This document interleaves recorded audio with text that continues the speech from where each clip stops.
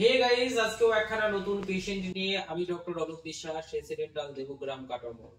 আজকে আমার পেশেন্টের সমস্যাগুলো জেনে নেবো। তার আগে আমি বলে নিচ্ছি, পেশেন্টের সব ট্রিটমেন্ট কমপ্লিট করে দিয়েছি। তার কি কি সমস্যা ছিল সেই সমস্যাগুলো আজকে পেশেন্টের কাছ থেকে শুনে নেবো। আমার এই ভিডিওগুলো বানানোর উদ্দেশ্য হচ্ছে একটাই, দাঁত যেন আপনারা কেউ তুলবেন না।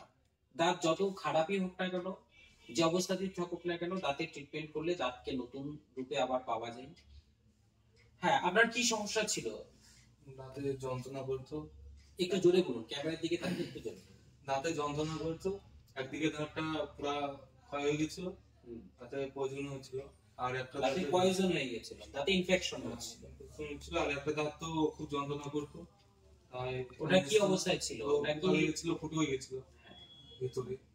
ওটা খুব যন্ত্রণা করতো। যাই হোক, ট্রিটমেন্ট করে আপনি আছেন কেমন? ভালো আছে। ওকে, আপনার আশপাশের মানুষকে কি বার্তা দেবেন যারা দাঁতের সমস্যা নিয়ে থাকছে? অনেকেই দাঁত এসে বলে যে আমার ডাক্তারবাবু দাঁতকে তুলতে চাই, তাদের ক্ষেত্রে আপনি কি বার্তা দেবেন?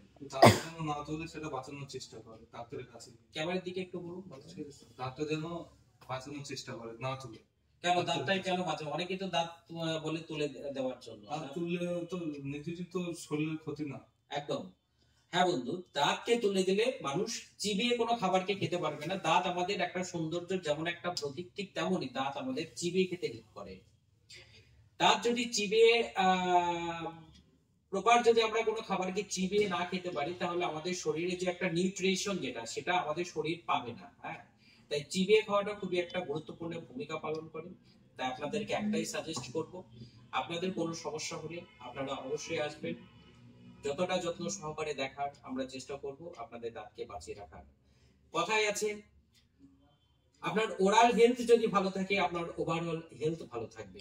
অনেক অনেক ধন্যবাদ।